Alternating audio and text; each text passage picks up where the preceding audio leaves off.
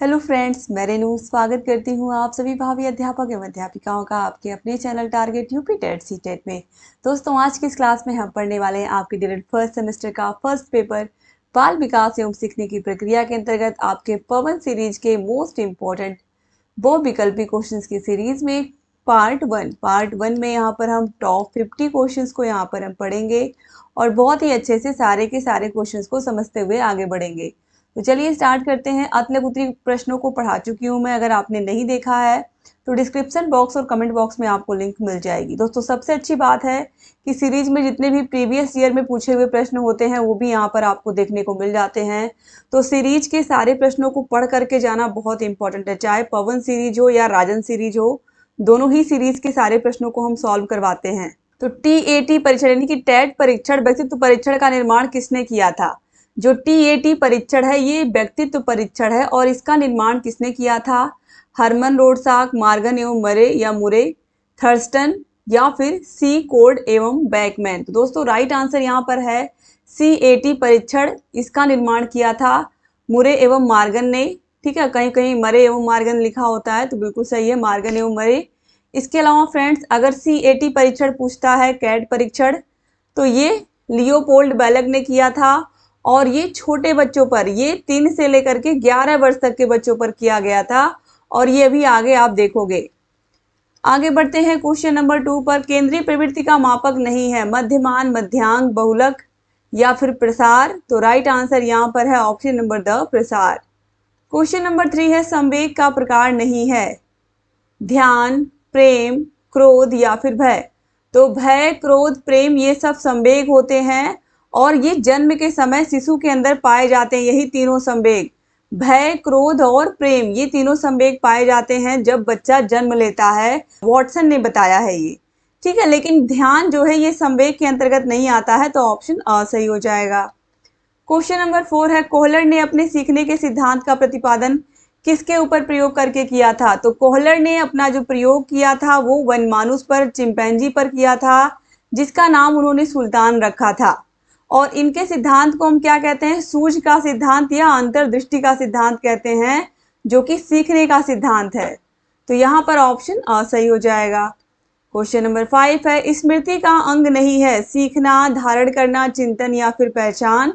तो दोस्तों, स्मृति के अंग में चिंतन नहीं आएगा, ऑप्शन नंबर सा जो है ये सही हो जाएगा। बाकी सीखना, धारण करना, फिर उसको उसकी पहचान करना, उसको पुनः याद करना, ये सब स्मृति के अंग होते हैं। ठीक है, आगे बढ़ते हैं क्वेश्चन नंबर 6 पर। ये देखिए सब के सब 2024 में पूछे हुए प्रश्न यहाँ पर आप देख रहे हो। क्वेश्चन नंबर 6 है कल्पना की सामग्री स्मृतियां हैं। यह कथन किसका है? यह किसने कहा है कि कल्पना की जो सामग्री है वो स्मृतियां हैं, वो मेमोरी हैं? बोरिंग व अन्य, गेट्स व अन्य, रेबर्न या फिर मैकडूगल। दोस्तों, इसका जो राइट आंसर है वो है सैमुअल। इसको आप लोग लिख लीजिएगा, सैमुअल टेलर कॉलरिज। ठीक है, ये ऑप्शन में दिया ही नहीं है। तो सैमुअल टेलर कॉलरिज का ये कथन है और उन्होंने इसको अपनी पुस्तक में लिखा है। उन्होंने अपनी पुस्तक बायोग्राफिया लिटरेरिया में ये लिखा है। ठीक है, तो इसको आप लोग सही कर लीजिएगा। ये आपके राजन सीरीज में सही दिया हुआ है ये आंसर। ठीक है, तो ये जो परिभाषा है कल्पना की सामग्री स्मृतियां हैं, यह कथन सैमुअल टेलर कॉलरिज का है। आगे बढ़ते हैं फ्रेंड्स, तो यहाँ पर right answer Samuel Taylor Coleridge हो जाएगा। बाकी और ऑप्शन आप मिलाओगे तो आपको यही मिलेगा। तो यहाँ पर दूसरे ऑप्शन में एक तरीके से राजन सीरीज में इसको सही कर दिया गया है। ठीक है, क्वेश्चन नंबर 7 है किसी परिस्थिति में प्राप्त ज्ञान प्रशिक्षण का अन्य दूसरी परिस्थिति में उपयोग करना क्या कहलाता है?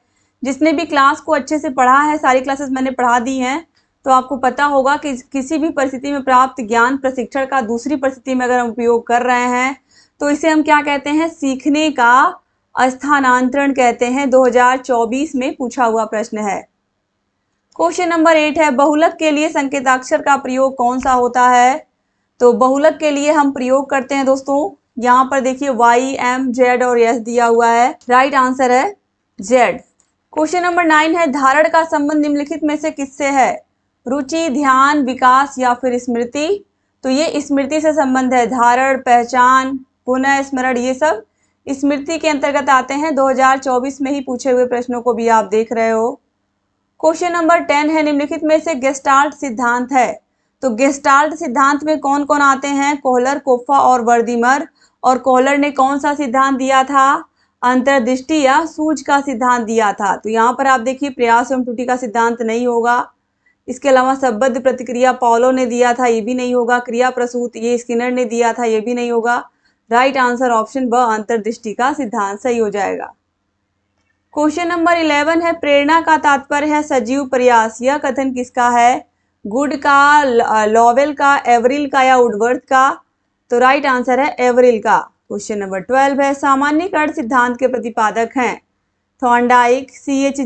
जुड, स्किनर या फिर गेट्स व अन्य? तो राइट आंसर है C.H. जड या फिर C.H. जुड, ऑप्शन ब सही हो जाएगा।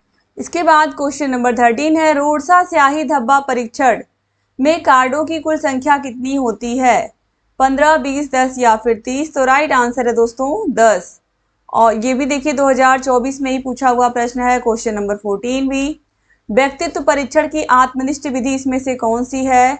समाज मिति विधि, प्रासंगिक अंतर्बोध परीक्षण, कहानी पूर्ति या फिर जीवन इतिहास विधि? तो फ्रेंड्स इसमें राइट आंसर हो जाएगा जीवन इतिहास विधि, जिसमें व्यक्ति अपने जीवन के बारे में बताता है। आत्मनिष्ठ यानी कि खुद, आत्म मतलब खुद से बताता है। इसके अलावा प्रश्नोत्तर विधि भी इसी में आता है। क्वेश्चन नंबर 15 है, जो प्रेरक सीखे जाते हैं उसे कहते हैं?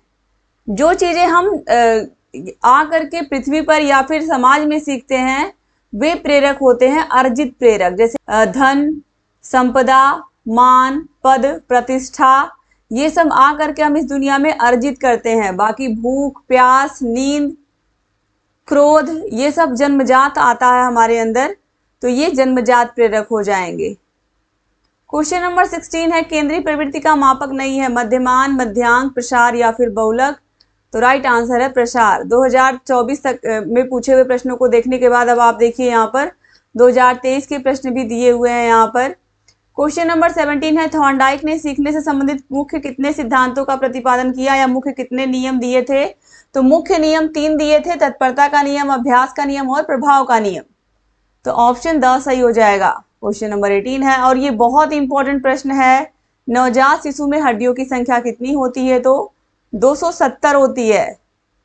और नॉर्मल ह्यूमन की अगर हम बात करें तो 206 हड्डियां होती हैं। क्वेश्चन नंबर 19 है, क्रिया प्रसूत अधिगम सिद्धांत के प्रतिपादक कौन है?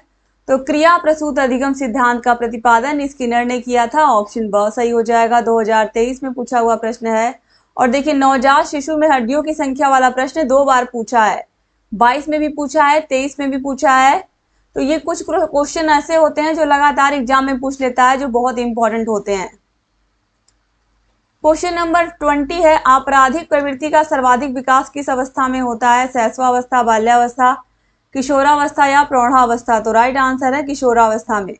2023 में पूछे हुए सारे के सारे प्रश्नों को आप देख रहे हो, कुछ कुछ 22 में भी पूछे हुए हैं।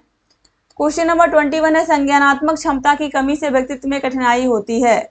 शारीरिक विकास में, बौद्धिक विकास में, व्यावसायिक विकास में या समायोजन में? तो राइट आंसर दोस्तों है बौद्धिक विकास में कठिनाई होती है। अगर बच्चे का संज्ञानात्मक क्षमता बच्चे की सही से नहीं हो रही है या सही संज्ञानात्मक क्षमता का प्रयोग सही से नहीं हो रहा है, तो बच्चे की बुद्धि का विकास सही से नहीं हो पाएगा। क्वेश्चन नंबर 22 है, किसी दूसरी वस्तु की अपेक्षा एक ही वस्तु पर चेतना का केंद्रीकरण अवधान है? ये बहुत इंपॉर्टेंट प्रश्न है। किसका कथन है? क्रो एंड क्रो का, वुडवर्थ का, डम्बिल का या एवरिल का? तो राइट आंसर है ये डम्बिल का कथन है, और ये बहुत एग्जाम में पूछता है। क्वेश्चन नंबर 23 है, बुद्धि का विकास लगभग पूर्ण हो जाता है? 2022 और 2023 में लगातार ये प्रश्न पूछा गया। बुद्धि का विकास लगभग पूर्ण हो जाता है किस अवस्था तक? शैशवावस्था, बाल्यावस्था, किशोरावस्था या सभी अवस्थाओं में? तो राइट आंसर है किशोरावस्था में बुद्धि का विकास लगभग पूर्ण हो जाता है। क्वेश्चन नंबर 24 है, सीखने को प्रभावित करने वाला सबसे महत्वपूर्ण कारक क्या है? प्रेरणा, ध्यान, रुचि या फिर स्मृति? तो फ्रेंड्स चाहे सीखना हो चाहे पढ़ना हो, जब भी हम कोई काम करने जाते हैं तो सबसे पहले हमारे अंदर एक मोटिवेशन का होना बहुत ज़रूरी है। इसीलिए सीखना जहाँ पर भी आप दिखेगा, सीखने को प्रभावित करने वाला या किसी काम को सीखने के लिए, किसी काम को करने के लिए हमें किस चीज़ की ज़रूरत होती है, तो मोटिवेशन की या प्रेरणा की ज़रूरत होती है किसी भी काम को सीखने के लिए। तो ये दोनों ही प्रश्न का आंसर अभिप्रेरणा या प्रेरणा ही होगा। तो ऑप्शन आ सही हो जाएगा। 2023 में ही पूछा हुआ प्रश्न है सब, आप देख सकते हो।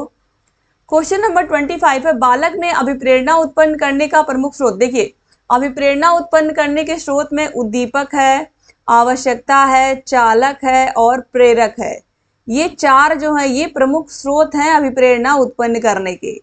ठीक है, तो अभिप्रेरणा उत्पन्न करने के प्रमुख स्रोत जो हैं चार हैं, उद्दीपक, आवश्यकता, चालक और प्रेरक। लेकिन यहाँ पर आप देखिए उद्दीपक, आवश्यकता, रुचि और उपयुक्त सभी दिया हुआ है।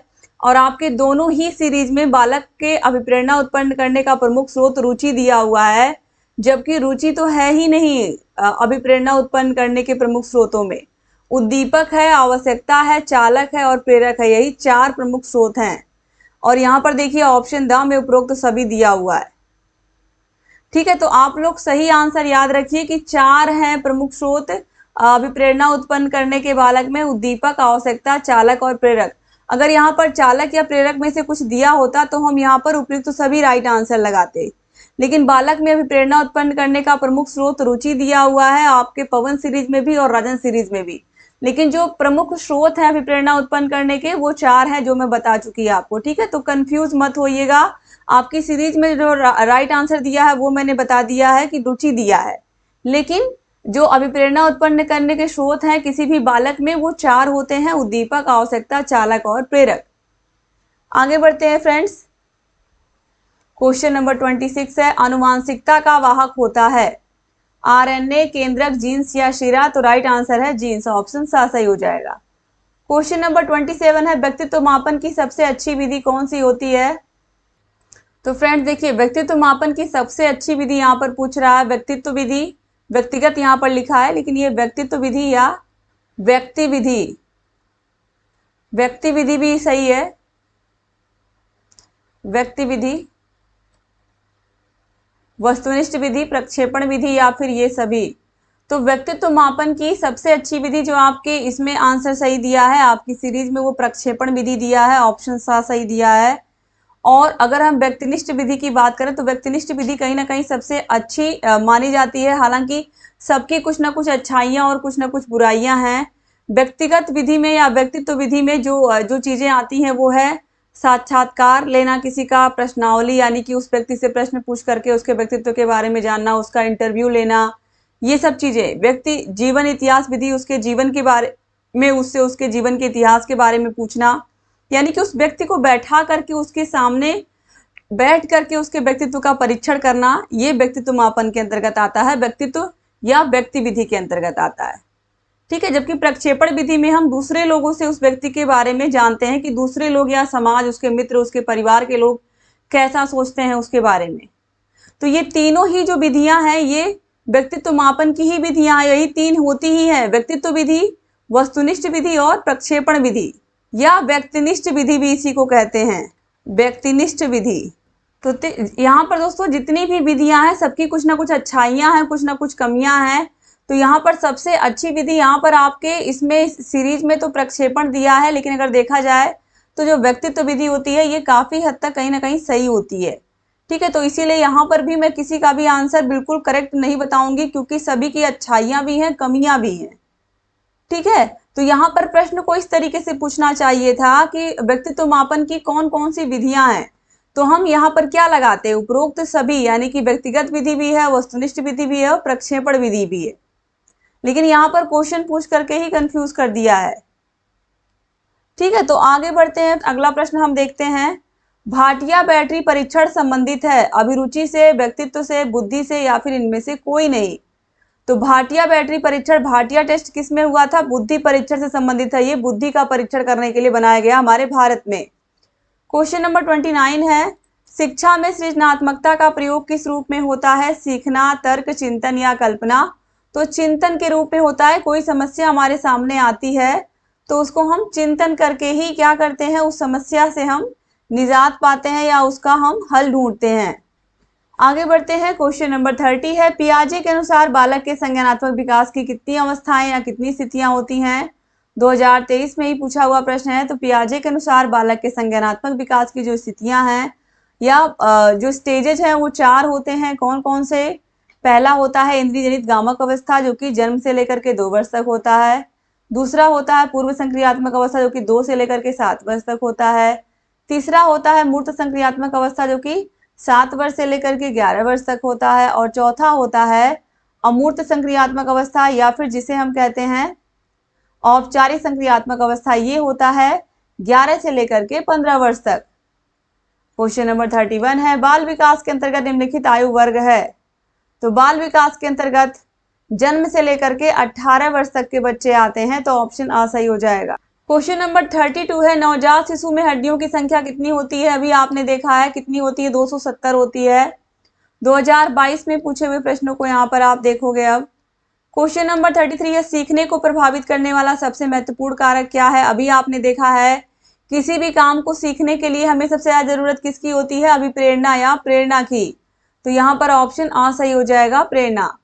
क्वेश्चन नंबर 34 है, सीखने की सही परिभाषा है आदेशों का पालन करना, रटना, अनुभव और प्रशिक्षण द्वारा व्यवहार में परिवर्तन, या दूसरों के साथ काम करना। तो राइट आंसर है अनुभव और प्रशिक्षण द्वारा व्यवहार में परिवर्तन, ऑप्शन सा सही हो जाएगा। क्वेश्चन नंबर 35 है, प्रयत्न एवं भूल सिद्धांत का प्रतिपादन किसने किया था? तो प्रयत्न एवं भूल सिद्धांत का प्रतिपादन थॉर्नडाइक ने किया था, ऑप्शन सा सही हो जाएगा। क्वेश्चन नंबर 36 है, बालक के नैतिक विकास का तात्पर्य है उसके सामाजिक विकास से, उसके शारीरिक विकास से, उसके धार्मिक विकास से, या चारित्रिक विकास से? तो राइट आंसर है उसके चरित्र के विकास से, उसके कैरेक्टर, यानी कि ऑप्शन द सही हो जाएगा। क्वेश्चन नंबर 37 है, निम्नलिखित में से कौन सा प्रकार मनोवैज्ञानिक है? बहिर्मुखी, सैद्धांतिक, भक्तिहीन, या राजनैतिक? तो आप सभी को पता है युंग ने व्यक्तित्व के 3 प्रकार बताए हैं, अंतर्मुखी, बहिर्मुखी और उभयमुखी। और ये यहाँ पर राइट आंसर हो जाएगा ऑप्शन नंबर अ, बहिर्मुखी, यानी कि मनोवैज्ञानिक प्रकार से इन्होंने 3 प्रकार के व्यक्तित्व बताए हैं। क्वेश्चन नंबर 38 है, आत्म केंद्रित व्यक्ति का व्यक्तित्व कैसा होता है? तो आत्म मतलब खुद में केंद्रित, खुद में ही केंद्रित रहने वाला, जैसे कि लेखक हुआ, जो अपने ही अंदर या अपने ही विचारों में खोए रहते हैं और ज़्यादा लोगों से मिलते जुलते नहीं, ज़्यादा बातचीत नहीं करते हैं।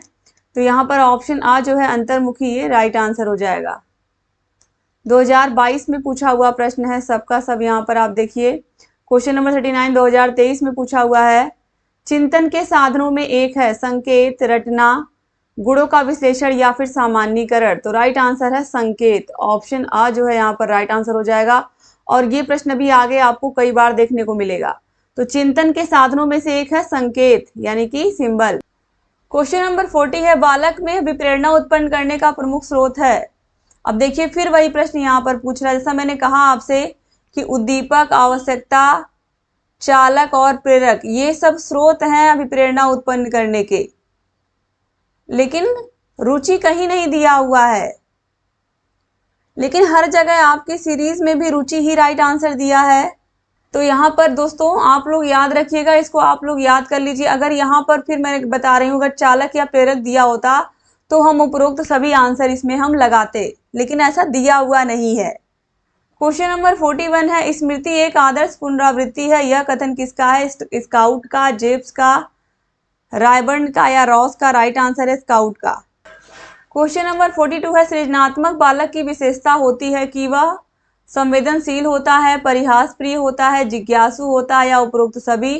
दोस्तों राइट आंसर होगा ऑप्शन नंबर 7, जिज्ञासु होता है। जो सृजनात्मक बालक होता है उसकी सबसे अच्छी विशेषता होती है कि वह जिज्ञासु होता है। क्वेश्चन नंबर 43 है, संवेग का प्रकार नहीं है। तो भय, क्रोध और प्रेम, ये तीनों क्या है? संवेग है, भय, क्रोध और प्रेम, लेकिन ध्यान नहीं है। तो ऑप्शन सा सही हो जाएगा। 2022 में ही पूछा हुआ प्रश्न है क्वेश्चन नंबर 44 भी। फ्रायड के अनुसार आक्रामकता का कारण है उच्च अधिगम, यहाँ पर दोस्तों उद्दीपन लिखा हुआ, लेकिन यहाँ पर होगा उद्दोलन, उद्दोलन, ठीक है। जिज्ञासा और उपलब्धि प्रेरक दिया हुआ है, तो यहाँ पर आप देखिए उद्दोलन हो जाएगा राइट आंसर। ठीक है, इसको राजन सीरीज में सही दिया हुआ है, पवन सीरीज में नहीं सही दिया है। तो फ्राइड के अनुसार आक्रामकता का कारण उद्दोलन होता है। क्वेश्चन नंबर 45 है, बाल विकास उपयोगी है बालकों के लिए, शिक्षकों के लिए, बालकों और शिक्षकों दोनों के लिए उपयोगी है, तो ऑप्शन सही हो जाएगा। क्वेश्चन नंबर 46 है, शैशवावस्था का काल क्या है, तो आप सभी को पता है जन्म से लेकर के 5 वर्ष तक या जन्म से 6 वर्ष तक भी कहीं कहीं मिलता है, तो ऑप्शन ब हम सही लगाएंगे। क्वेश्चन नंबर 47 है, बालक प्रथम 6 वर्षों में बाद के 12 वर्षों का दूना सीख लेता है, दूना सीख लेता है, ये किसने कहा, स्किनर ने, गुडेनफ ने, फ्राइड ने या गैसल ने, तो फ्रेंड्स ये कहा है गैसल ने। क्वेश्चन नंबर 48 है, शैशवावस्था सीखने का आदर्श काल है, ये किसने कहा है, वैलेंटाइन ने, क्रो एंड क्रो ने, वॉटसन ने या स्किनर ने, तो ये वैलेंटाइन ने कहा है, ऑप्शन अ सही हो जाएगा। क्वेश्चन नंबर 49 है, किशोरावस्था का काल कितना है, तो 12 से लेकर के 18 वर्ष तक, ऑप्शन ब सही हो जाएगा। क्वेश्चन नंबर 50 है, बुद्धि का विकास लगभग पूर्ण हो जाता है किस अवस्था में, शैशवावस्था में, बाल्यावस्था में, किशोरावस्था में या सभी अवस्थाओं में, तो राइट आंसर दोस्तों हो जाएगा यहाँ पर किशोरावस्था में, ऑप्शन सही हो जाएगा। और इस तरीके से यहाँ पर टॉप 50 क्वेश्चंस को आप लोगों ने कंप्लीट पढ़ लिया। मुझे पूरी उम्मीद है दोस्तों आप लोग के बहुत सारे डाउट्स भी क्लियर हुए होंगे और अच्छे से आप लोगों ने पढ़ा भी होगा। ये हमारा कॉन्टैक्ट नंबर है, इस पर कॉल करके अगर आप सारे विषयों के कोर्सेज को लेना चाहते हो तो हमारा ऐप है अस्तित्व अकेडमी, ऐप की लिंक आपको डिस्क्रिप्शन बॉक्स और कमेंट बॉक्स में मिल जाएगी। आप मैसेज करके इस नंबर पर या कॉल करके सारे के सारे कोर्सेज के बारे में जान सकते हो, फर्स्ट सेमेस्टर के कैसे कैसे लेना है और कैसे आपको पढ़ाई करनी है। दोस्तों अगर अभी तक आपने हमारे channel target UP TET CTET को सब्सक्राइब नहीं किया तो प्लीज़ सब्सक्राइब कर दीजिए। और ये हमारा इंस्टा आईडी है टारगेट यूपी टेट सीटेट, यहाँ पर जाकर हमें फॉलो भी कर लीजिए। एक बार फिर से आप सभी का बहुत बहुत धन्यवाद। अगर वीडियो को शेयर नहीं किया तो प्लीज़ शेयर भी कर दीजिएगा अपने कॉलेज फ्रेंड्स को। जय हिंद दोस्तों।